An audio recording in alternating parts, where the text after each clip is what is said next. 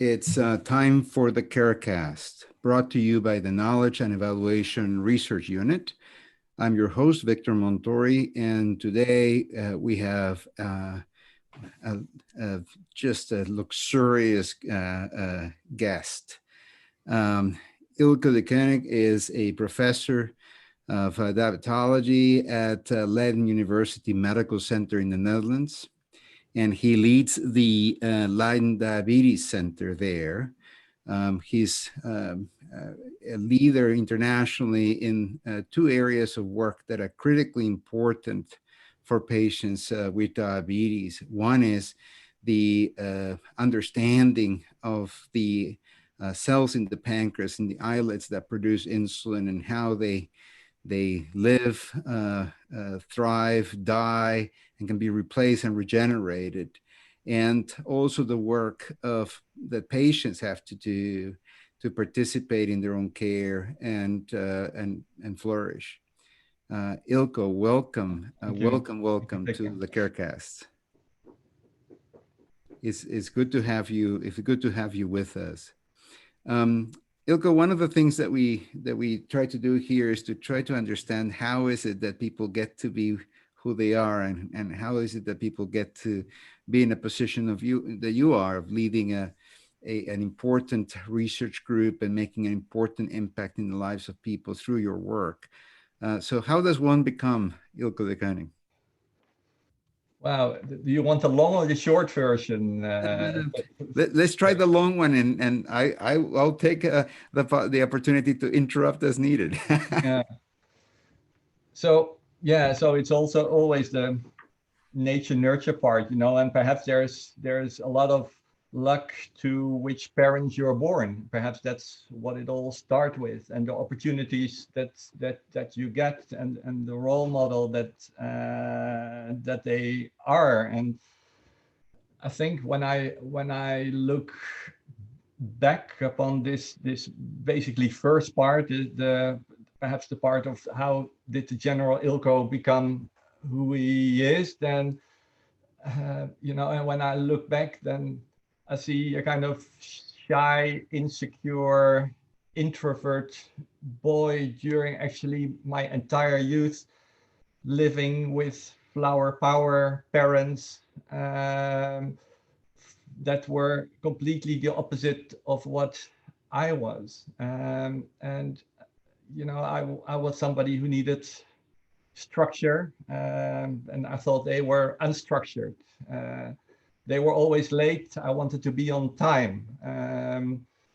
They were outspoken, spoke their mind, and I was rather took a seat back, basically. And I think, well, perhaps that's what happens. But I think there's one thing that I took from my parents, and that they were curious about the life around them. They were both psychologists.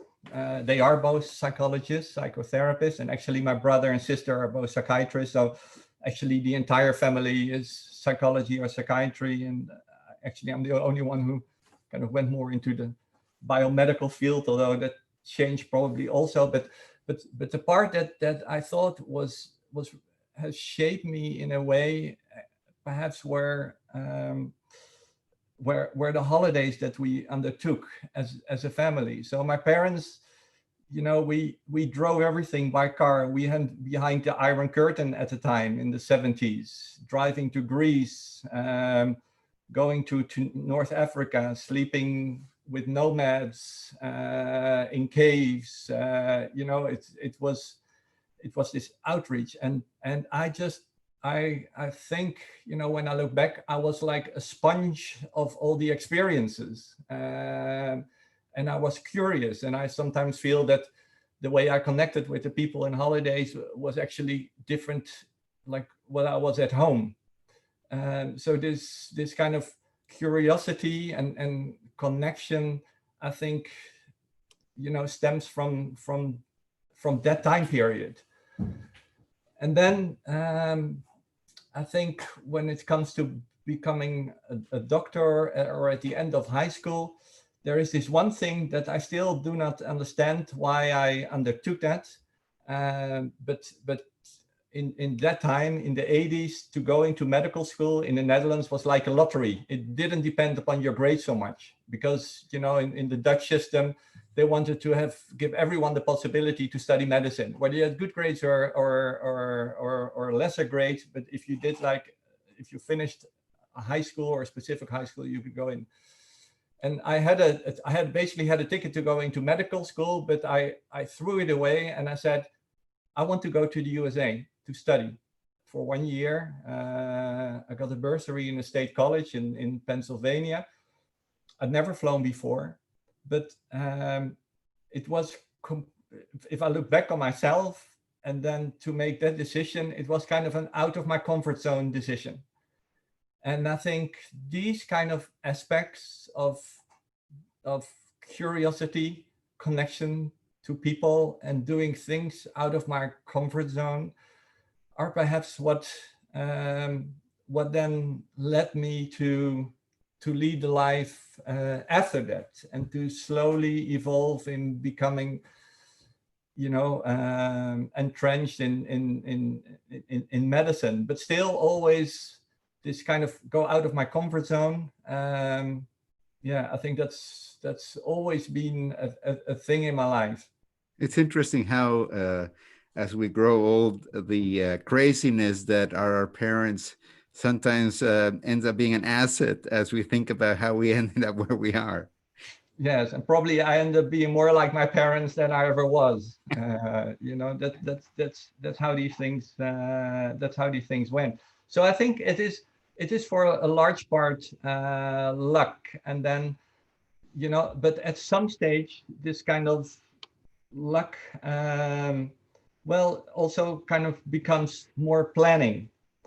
So when it comes to, you know, getting into the field of diabetes, I remember that I got a bursary from the British Council to go to Oxford to do a research internship for 3 months. And actually it was research in general, and I could choose the topic myself. And I knew somebody here, and he said, well, I have a supervisor in Oxford, and he can help you with a study, or you can help him with a study on growth hormone. And I said, okay, that will do. I go to Oxford. I wanted to go to kind of the scientific heart of Europe. And I said, so I arrived in Oxford, and there my intended supervisor said, Eelco, I'm sorry, but I don't have time for you. But I have a colleague, and she's a very nice lady, and she works on insulin producing islets of Langerhans. And would you like to do a researchship with her? And I said, sure. You know, I want to learn about. And that was no one else but Anne Clark, wasn't it? And there was Anne Clark. Oh my God. And suddenly, and this is where I ended up. Perhaps otherwise it would have been growth hormone or something else. So I think, and after that, perhaps I wanted to learn more about diabetes, but not only diabetes, the biomedical kind of islets of Langerhans, but I also wanted to know, as a student, I want to know about diabetes care. Yeah. So I went to Sweden to the Malmö Diabetes Center, and to do like a one month clerkship as a medical student there. And of course, I learned, you know, during medical school, during these first years, and I sat in on outpatient clinics. But what they have there, what was really interesting, is that they had a separate center. And this was a center with a kitchen and a living room, and some outpatient rooms as well. But what they did there is that so patients who just had diabetes, who had a lot of trouble with diabetes, they arrived in the morning, they cooked with the dietitian, they talked to the diabetes specialist nurses and the doctors in the room, and they interacted and they connected. And that's how they did diabetes care. And that was so different from what I had learned in this kind of Germanic Dutch, you know, medical system. So after having a flavor of this kind of biomedical cellular part and diabetes care, I thought this is an area that I really enjoy, because diabetes has such an impact on the life of so many people in all different walks of life at different ages, with complications, no complications. I was just really interested and fascinated about it. It's you know, so there is several themes that you've discussed. One is, of course, curiosity. The other one is this notion that although it is luck, it does indicate that there was something in you that was ready to go beyond the limits of your own disposition. You said you were introvert and so forth, although your parents perhaps I still am, by the way, but yeah. Well, it increases my gratitude of you being here. But it's interesting that your parents sought for you a large number of opportunities to interact with strangers in what appears to be fairly intimate settings like caves. Mm-hmm. And so then when it was time to take care of your own preparation, you did go out of your way to travel and visit other people. It was interesting in looking at your biography that in that same stay at Oxford, you also interacted with Robert Turner. Yes, exactly. Well, so for people who are listening, I didn't know Robert Turner, but I'll tell the story. I had a brief interaction as an audience member on a very famous occasion, but Robert Turner is one of these, giants in diabetes, in that he was a bit of a Renaissance man, as I understand it, from a diabetes perspective, in that he could go from the basic science. I mean, he developed models to understand insulin resistance and so forth, all the way to clinical care and clinical trials. So you had an opportunity to work with him as well. Yes, because so when I did this research internship in Oxford during my medical studies, I mean, it went so well. And then and Robert said, "Why don't you come back and do your PhD, your work for your thesis here?" So after my medical studies, I went back and I spent 3 years in Robert's but under the direct supervision of Anne. Mm. In the lab. And what I remember from Robert, there's always all these mentors where you have like different messages, and there can be so many, but the one that comes to top of my mind is when I wrote my first paper, and I had a draft, and I sent a draft to him. And it's like when you write something when you were a younger doctor or researcher, it went to your mentor and you got some comments back, right? And when I got the comments back, it was completely red. It was like red pen all over. It was not only horizontally but also vertically. And then on the front page, he had written in large letters, "KISS, keep it simple, stupid." And I've always tried to keep things simple after that. It's amazing how all traumatic experiences are the same for everyone. We've all had this, and then of course we've made sure to help our mentees with similar massive amounts of red ink, hopefully with a little bit more love. There was very little compassion in that, I can tell you. So Dr. Turner in the mid-70s organized what was supposed to be the definitive trial of glycemic control in patients with type 2 diabetes. And it was a massive undertaking requiring funding from government agencies from many countries, Japan, the US, the MRC in the UK, and then included pharmaceutical funding and so forth. And it took forever. I mean, so he started in the mid-70s. He presented the findings in a basketball stadium in Barcelona in 1998. I was in that basketball stadium. I was an internal medicine resident. And the first slide Dr. Turner put up was a slide of himself as a young man. He says, "This is how I look when I started this trial." And, you could see the man that was presenting the result now, and he had aged, 20 years, right? I mean, that's what it took. He unfortunately died on tour, right? He was Yeah. still talking about the UKPDS, and I think he passed away, if I'm not wrong, in a New York hotel room. It's one of those nightmare scenarios that before COVID, all traveling academics have, that they might never see their family again after this talk. Yeah. He had that. He had that. Eelco, so we've heard about this this journey you've had, and I've picked up a few of those themes. But what would you say is the primary principle, primary value that has been, you know, driving you through your life? I think it is connection.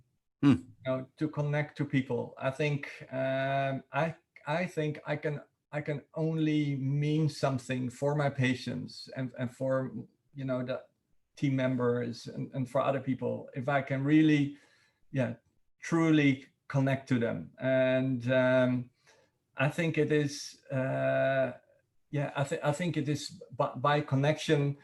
You know, we have insight in their life, and if we connect, they also, our patients also let us give them insight in our life, and especially in diabetes care, where a lot of aspects that happen at home, in fact, are so important for how well people do, how comfortable they feel, you know, dealing with their disease, the barriers that they encounter.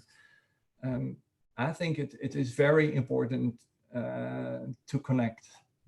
Yeah, because there's not that many people, at least that I've encountered, where that can go from the cellular level and then zoom back and see the whole person, isn't it? I mean, that is there's an exercise in both connection, as you say, but also in perspective taking that seems quite remarkable. Yeah, well, I don't know. It's just something that you know, that I feel comfortable with. That I also get a lot of energy from that. You know, I think that's also important. You know, what energy do you get yourself from your interactions with people? It is in a way it's reciprocal, right? That if you feel that you connect, yeah, I think that is really important for, you know, how I do my work with energy. So I think it goes both ways. Yeah. How much of your clinical care now is through telemedicine, through Zoom in these days? Yeah. So so now it's most of the time is telemedicine, in fact. And you know, I was now that you mentioned this, you know, I think connection has many different parts, right? It is language connection, but it's also body language, and it's also eye contact. And for example, what I find very difficult with telemedicine is that, you know, I think the camera is not right in the middle. I think you think probably that you are somewhere at the lower part of my computer instead of there, you know. And whenever I have this telemedicine consultation with my patients, you know, I think what is important is that you have attention, you connect, your eyes connect, and I miss that in telemedicine. I miss that, and yeah. Yeah, it's interesting. I was reflecting on a previous episode of this KERCast that I, on a day where it's in person, I feel energized, very much like I mean, it's actually, you know, you and I basically became diabetologists at the same time, and I'm resonating quite a bit with the way, and I also got rejected by my first mentor. So I'm resonating quite a bit with the story that you're telling, although I don't think I've ever been in some cave with nomads, but, you know, so that there's a little bit of FOMO there. But I'm resonating quite a bit with this issue of energizing with connection. And I was reflecting that in this era of telemedicine, on a full afternoon of teleconsultations, I actually feel exhausted rather than energized. Has that been your experience as well? Yeah, absolutely. Yeah. Do you have an explanation for it? I think these aspects, you know, they play a role. As I said, you know, I get energy from interactions, and even though I really enjoy, talking to you, I think the energy it gives me is still in general less. But I think everyone, it's not only for I mean, I think, probably everyone has the same feeling. Yeah. Yeah. No, it's a very strange situation. Like you, we have a research group here. This is the CARE unit, the Knowledge and Evaluation Research Unit, and one of the things that one of the ways in which we refer to each other is that we are a family that was not brought together by DNA, but brought together by principles. And we talk about three principles that we make it explicit, that sort of help us guide what we decide to do and so forth. And those are patient-centeredness, and generosity. And I'd like to ask our guests, if any of these three principles, patient-centeredness, integrity, or generosity, strike them as more or relate to more strongly than others. Is there one that's your favorite? Yes, and I think I perhaps referred to it already a little bit just before, but I think it is generosity, and because I think that actually generosity is actually important, and probably when I think of it, it's important in two main aspects. So, it's like giving is receiving. It's what I just said, right? So if you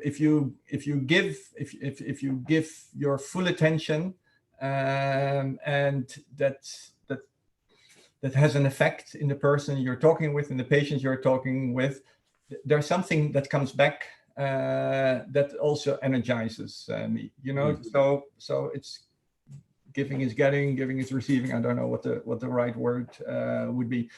So I think generosity, and I think it can be generosity, and it's not only generosity in material things. It's generosity in openness, in generosity of that you show sincere interest in what the other person moves, and I think when it comes to and I think when it comes to patient, it's important. And I think we all feel good if the other person gives full attention, right? It's like when you're sitting talking to another person, and this person gives your full attention, and well, you feel energized. And I think we all experience when this other person suddenly looks at his or her smartphone, this magic moment disappears, right? Yeah. Just very shortly, but it disappears.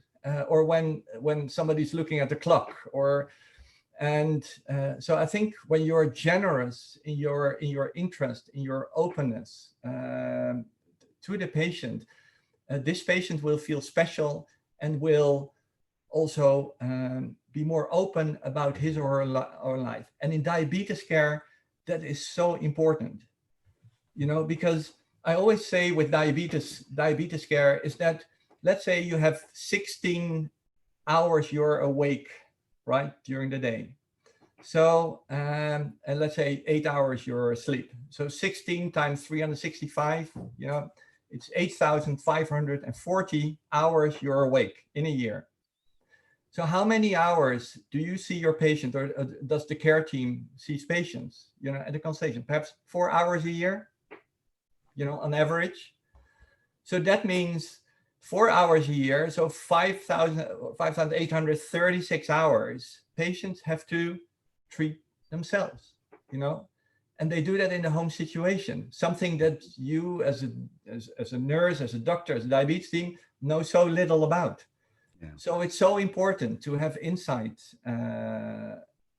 in that, in this point, yes, in this 99.94% of the time that patients through self-care behavior actually, deal with their disease and experience the burden of their disease. That to identify the barriers that they have. So this openness that you talk about, where you open yourself up through attention and presume some degree of disclosure, invites the other person Yeah. to mimic you. And so they also open up and offer disclosure, which for you, not only does it brings connection, which you value tremendously and gives you energy, but also gives you insight Yeah. as to what might be ways in which you can help the patient, live, thrive with their diabetes. Do I Yeah. get that Well, right? it's so interesting that you say that, and there's this one patient that right away comes to mind, and it's this patient on whom we performed an islet transplantation, and he was he was an older person living on a farm, had all kinds of lambs, a lot of sheep, and he had he couldn't feel hypoglycemias. So he was unconscious several times in a month on the farmlands. And it was a real difficult problem. And so we did an islet transplantation on him, and I followed him up several years. And suddenly he said to me, just during consultation, he said, Dr. Koning, you know everything about me, and I know nothing about you. Do you have children? And I mean, this was already some time ago, but I thought, it's true, right? I mean, sometimes we know so much about the other people, but the same reciprocity that we get from them when we are really interested in them, but of course they get very little from us as a person. Well, isn't it interesting that there's a group in the world that thinks that healthcare is a simple service in which people interact with clinicians in a very transactional way, and yet we have this experience. You and I have this experience where people the process that you get into, and this is not kind of a weird Freudian counter transference sort of thing, but it's just, there's real appetite that to say, I'm disclosing all of this. I'm getting close to you. We are partnering in this. I want to know who I'm partnering with. Absolutely. Right? Exactly. Yeah. Oh, so I think that's a real, and it's not only with patients, right? It's also with it's also with colleagues, with teams, with your residents, with the other diabetes team members, that when they feel special, when you give them your full attention, I think that's how you get better team efforts. Now, and the second thing, what did I want to say about thinking? Oh yeah, the second thing about generosity is I think it's the generosity of praise. And here, this also said, I'm also supervising the diabetes and pregnancy clinic. And well, it was already a long time ago, we had this interview session in which women with type 1 diabetes who were pregnant were actually sitting with their back towards an audience of a lot of caregivers in this diabetes and pregnancy clinic, and there was an interviewer. So basically they talked to the interviewer, but we were there and we could hear everything. And there were really two important lessons that I learned from this kind of interview. And the first one was that they said, our pregnancy was not joyful. When I talked to my friends, they talked to their midwives about the color of the baby room. And whenever we had interactions, it was always about the diabetes in our life. And the second thing is that, they were doing their utmost, an incredible effort to have very stable glucose control during the pregnancy so that it would not affect their child. And then they would come to a doctor or somebody of the team, and they had like perfect glucose values, but there was one value which was a little bit high. And they said, we did our best, and the one thing that we did that was perhaps a little bit high was pointed at. So after that, we said we have to be generous with praise. we have to praise our patients for what they do and the enormous effort they do within their capabilities. And a lot of, you know, what I hear is that around me sometimes is that you know, even that the caregivers are dissatisfied with something, with a higher HbA1c Well, or higher glucose values. yeah, But we judge people based on their glucose yeah, control, and we judge them as in their character as yeah. So I think generosity with praise, and you know, I think it's very important. And again, it's not only generosity with praise in patients, how they use their self-care behavior capabilities in order to do as well as they can. But again, as well as to well, the residents and other team members. So that's why I think generosity really resonates. Generosity of Yeah. openness and generosity of praise. Right, I hear you. That's phenomenal. Yeah. Well, so in that with that notion, one of the things that I've noticed about you is that you're a collaborator. So, you know, perhaps another manifestation of your pursuit of connection. What's been your best collaboration? What's been your most favorite collaboration? Yeah. I think collaborations, you know, should be inspiring. Should be a team effort, and a team with people that have expertise that I know very little about, to do out of the box thing. We have this European consortium that I'm in. It's called Power to the M, and it's basically to stimulate self-care behavior in people with diabetes, and you know, and also using technology. So there's all these people that know everything about app development, about data integration, about data processing. I don't know anything about it, but there is this gap in e-technology that is there, and there is this European group from all over the place that we build together in order to address this issue. Because a lot of the apps that you see in diabetes, it's you know, patients actually have to do a lot of input, so they have to write or type in the glucose values, type in insulin, type in food, and then you get some graphs, and then the message is you took too much food or you did too much insulin. Well, they know, you know, but that has nothing to do with feedback on behavior, and that's what we try to do in this European Horizon project. And I think the team collaboration, where you really want to address specific aspects that are not there and that really can improve and that can help patients, that reflect on behavior. I think that is very important. Yeah, and that's what I really enjoy. Yeah.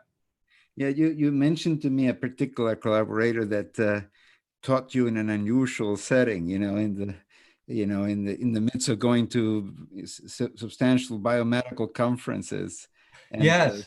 So there are, yeah. So this is just kind of the Eelco, you know, experiencing moments in life that you want to take along with you, and just like just like Robert Turner mentored in a specific way, but he was very, you know, focused on biomedicine, and sometimes it is people who make you think about how important other aspects in life are, that you can also take along in your work as a caregiver.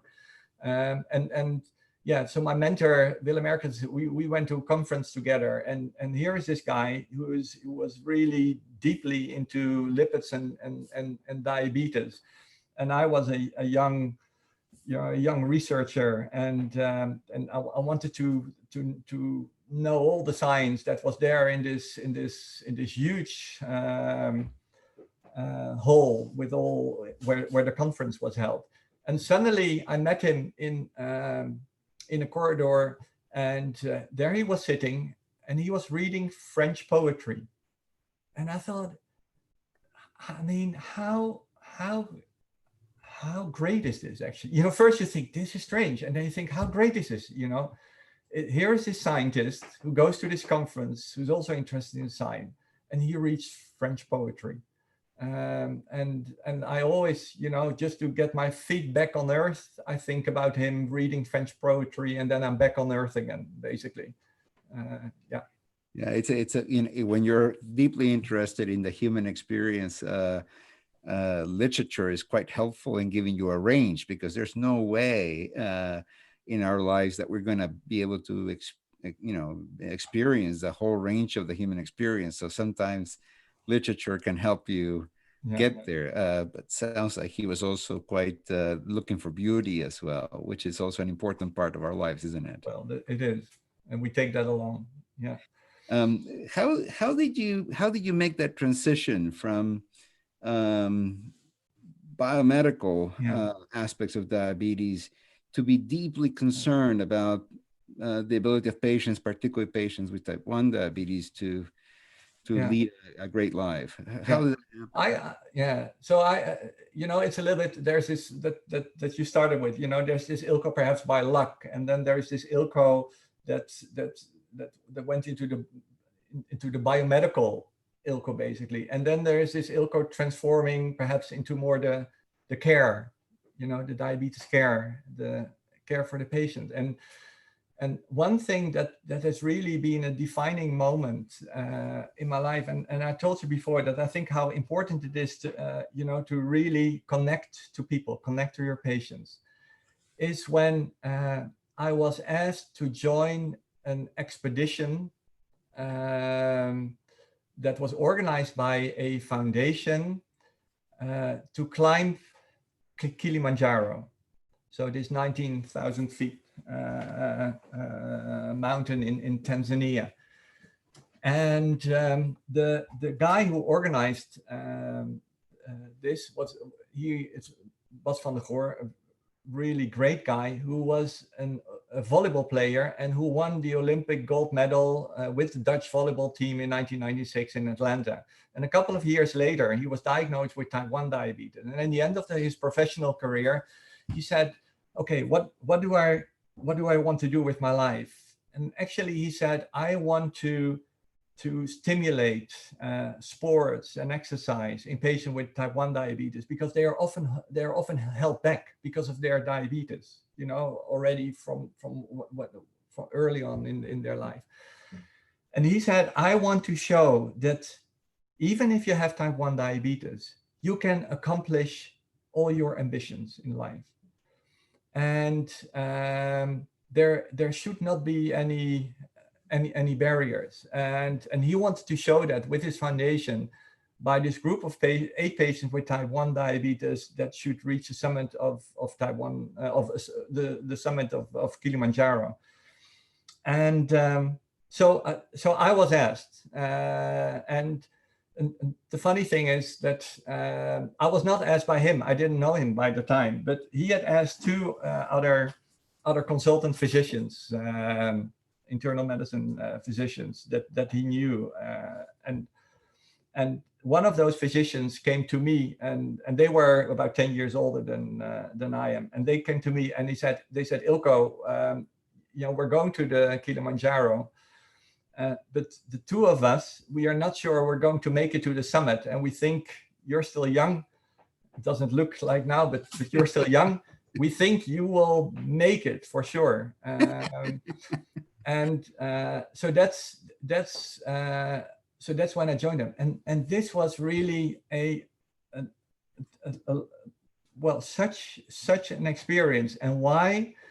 Because I just told you about these 4 hours, perhaps per year, that we see our patients, in a consultation room, in an artificial situation, completely artificial situation.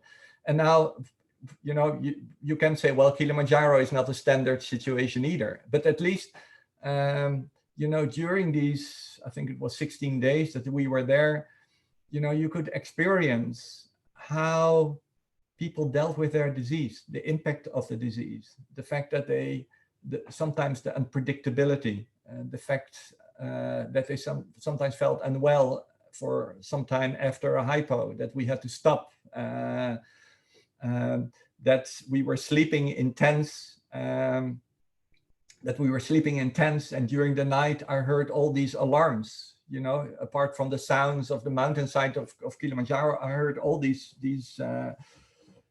sounds everywhere. So it was the experience of the impact of diabetes in this setting, you know, which was like one of the lessons that I learned, and as well the power of, well, what I said before, you know, the power of connection, because I had all this time to connect to them.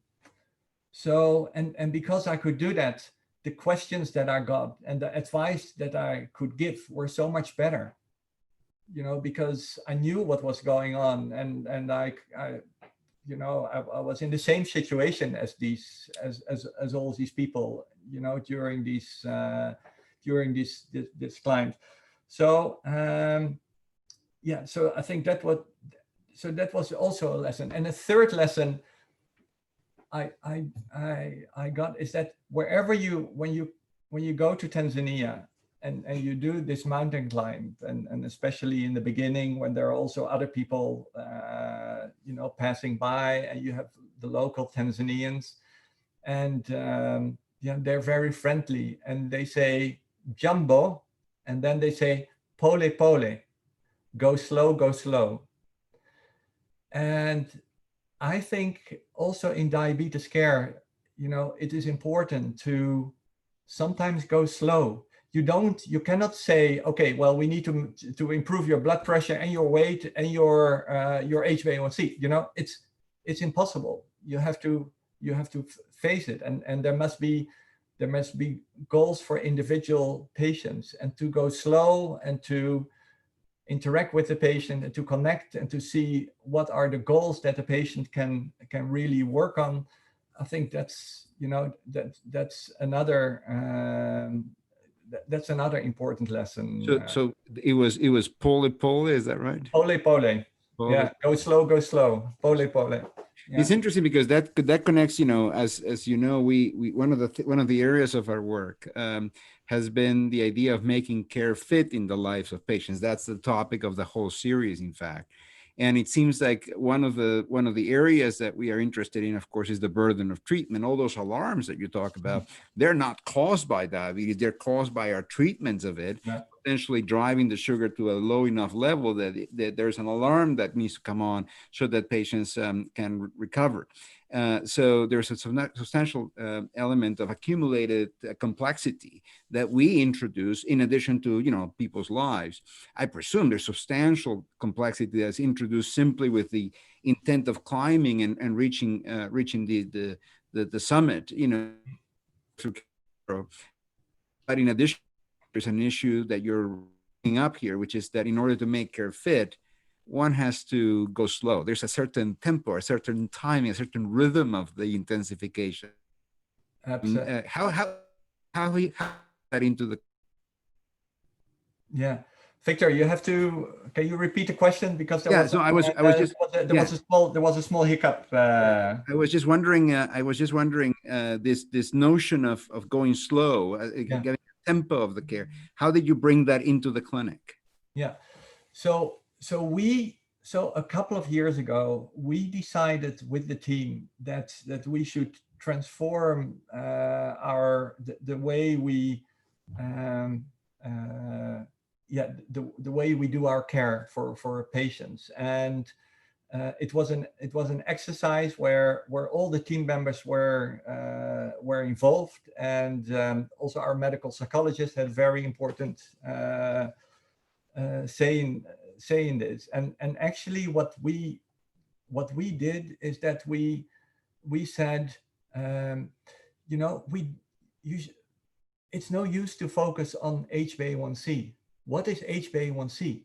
It's an abstract concept. You know, if I tell somebody you have to change your HbA1c, when they say, oh, okay, but how HbA1c? I mean, but how? You know, there's nothing achievable. There is nothing concrete. You don't get feedback right away on an HbA1c during the time.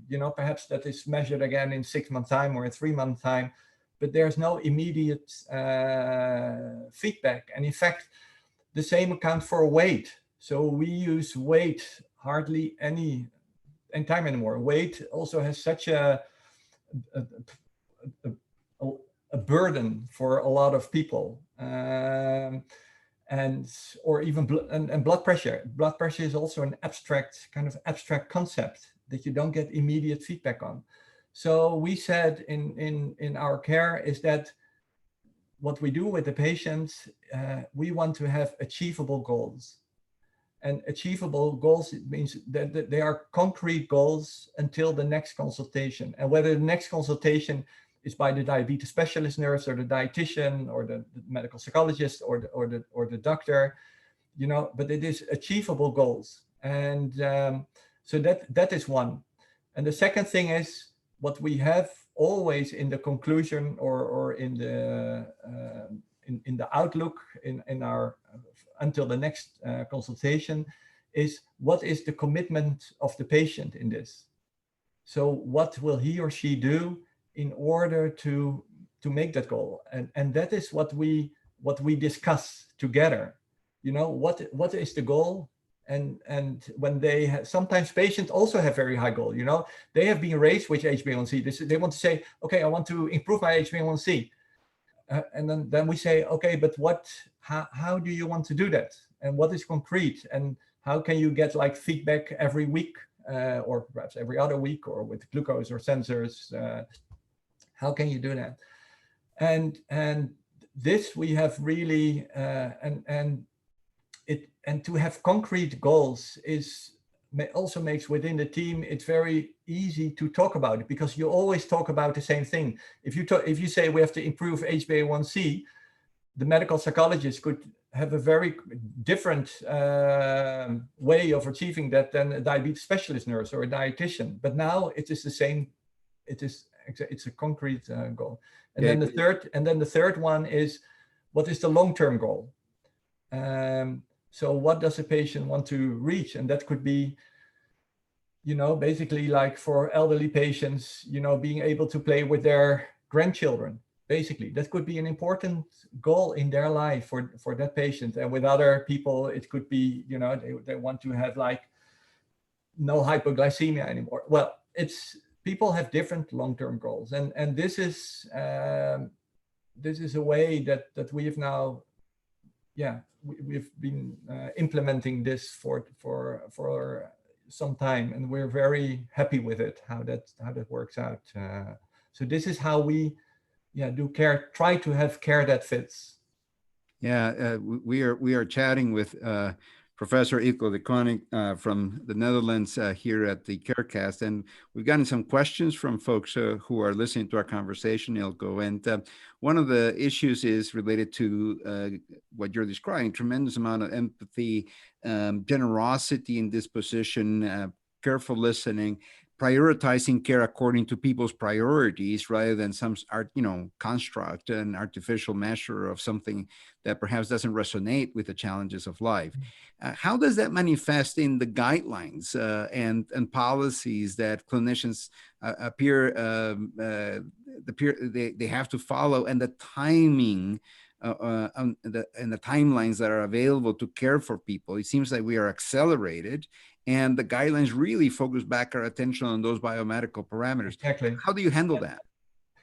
Yeah, so this is a difficult issue. I mean, guidelines, and especially also guidelines by insurance company, they focus on process indicators, rather than on patient-related evaluation measures or outcome measures that are relevant for the patient, that are relevant, that are truly relevant.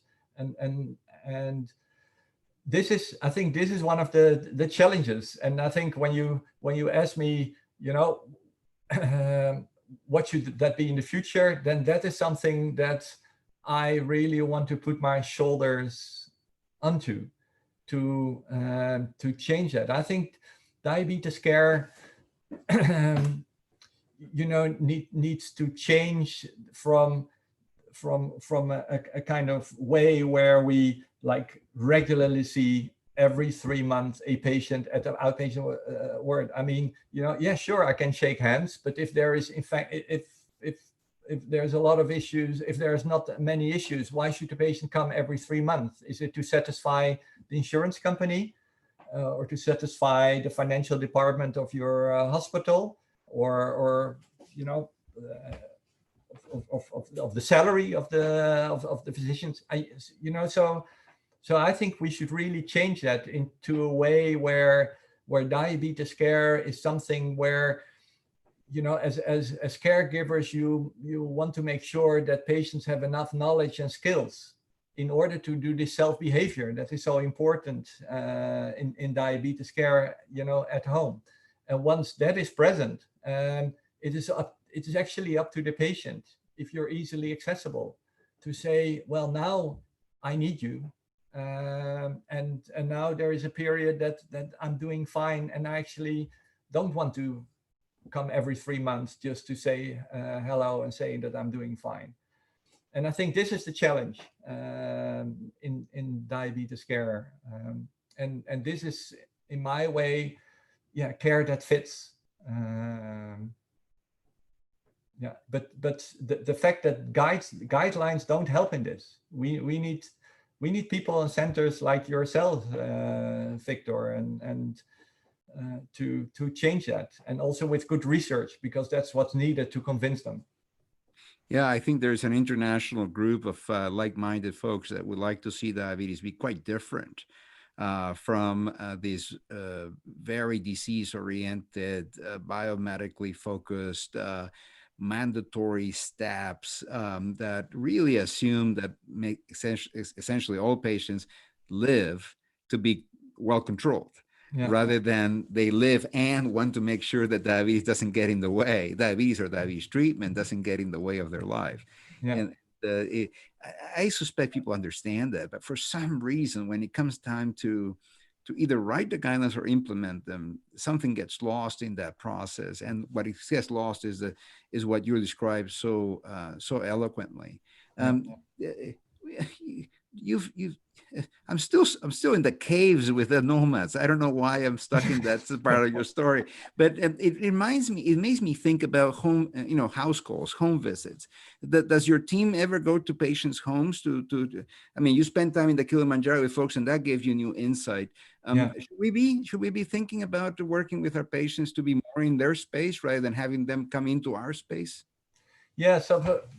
So I don't know how we would organize, but I think for example, to involve families and partners in a different way, for example, is also a way of and perhaps that, well, it could also be in the home. I mean, but that, of course, there are logistic challenges in that, and more into group session. We have such good experience of group sessions with regard to, for example, glucose monitoring, which is a kind of technical issue, but it actually not only led to people helping each other, from a technical issue point of view, but also with how do in these group sessions they interacted with each other.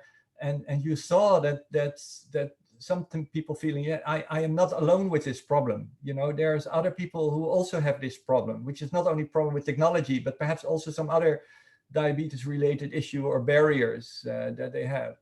So I think also issues like group sessions, but again, group sessions, there's no the financial aspects of this. So that's why I said that also the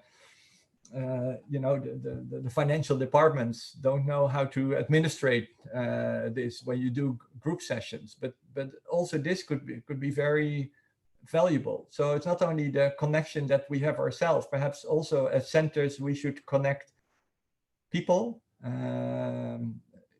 relative, well, in a different way than we've been doing up to now.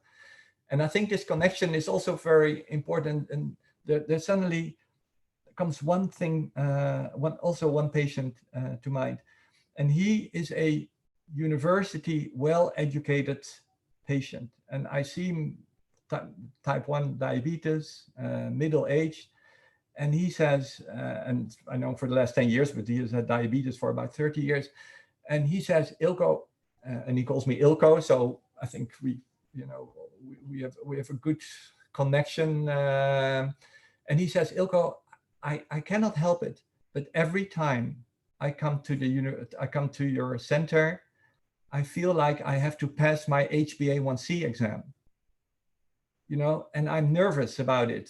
And when the HbA1c is higher, I feel like I have not passed, as if he wants to please us with, HbA1c. And I think, we have to work on this, because it's not only him, but it's many more patients who probably think like that, and probably unspoken. And I think by better connection, by being more involved in the impact of diabetes and how people deal with it, we can take away these things, these thoughts that should not be there, I think. Eelco, what an extraordinary conversation. It is wonderful to hear not only of your thoughts as a researcher, but also as a clinician, and not only as a clinician that takes care of the eyelid, but takes care of the whole person. There's a question from the audience about, they've noticed that generosity, empathy, and human connection are essential to your work, both as a clinician, as a researcher. And the question is, what would you recommend to young researchers, I presume in addition to reading French poetry, to incorporate these values of generosity, empathy, and human connection, particularly in a context of both research and healthcare that do not seem to indicate very clearly that espousing those values, those principles, is valued, is recognized, is encouraged. How would you encourage those things in the next generation? Yeah. So in general, I think I've always followed my heart in what I wanted to do, and sometimes I was told by my superiors, they said, Eelco, you're not publishing enough. If you want to make it in the ranks, in the hierarchy, I said, look, this is what I think is important. This is what I want to do. And if that means that perhaps, I don't publish, then that's the way it is. And I think by following your heart and by, and of course, sometimes even following your heart, you can make strategic decisions, that because it's topics that really are close to you, and that perhaps there are different topics that are close to you, but there are also topics that are close to you that perhaps have more impact than others. So of course there is also choices and some planning, but I think not to let I think people say sometimes you go take this path, but I always think that if there is a path, it has already been made by other people. So also, take other paths that perhaps outcome are more uncertain, but at least give you enormous gratification, because you're doing something that is really close to your heart, even when you don't see a path already going there. And what a privilege, right? To be able to have a career that you can look back and say, I follow my heart. I mean, and it's also been a phenomenal privilege, Eelco, to have you today in the KERCasts. And as with other guests, I would like to finish our conversation by asking you, what's next for Eelco de Koning? Okay. So what's next? So there's perhaps the biomedical Eelco. Yeah, and the biomedical Eelco is also an Eelco who sees his patients in a consultation room. And we talk about all these aspects that we've been talking about today. And then they walk to the door and they want to open the door and they ask, Eelco or Dr. de Koning, are you already close to a cure? You know, and so there is this biomedical Eelco that wants to work on, or the team, you know, it's not me. I mean, all the work is done by the team. I'm just a minor pawn that tries to, that tries to clear the way for other people to succeed. But there's this, you know, to start making insulin producing cells from stem cells. So the next level of transplantation. So there's that's Eelco. But then there is the care Eelco that's, you know, that wants to touch people's life in such a way that I can make or that we as a team, you know, can make an impact on the lives of patients, that we can reduce the burden of disease. And I think that's, and within collaborations, I think we can really achieve a lot, Victor. And just what you said about people who want to change guidelines, you know, as I said, that's what I want to put my shoulders under to achieve these kind of things. Phenomenal. We've been talking with Professor Eelco de Koning from Leiden University Medical Center, and this has been the KERCasts, produced by the Knowledge and Evaluation Research Unit. You can read more about our work and about this KERCast at carethatfits.org. Eelco, thank you very much. And everyone that joined us, we'll see you next time. Please take care.